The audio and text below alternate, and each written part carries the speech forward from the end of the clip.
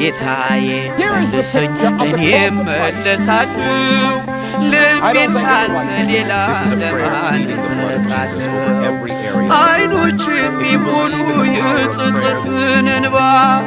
ደግሞም ተመልሼ ወደ እቅፍ ልግባ ደግሞም ተመልሼ ወደ ቤት ልግባ እረኛዬ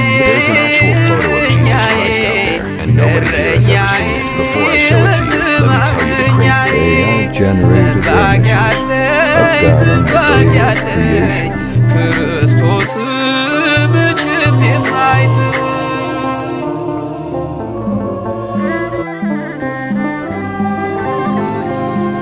የበጎች እረኛ ቸሮ ጌታችን ያድነዋል ፈጥኖ በእርሱ ያመነውን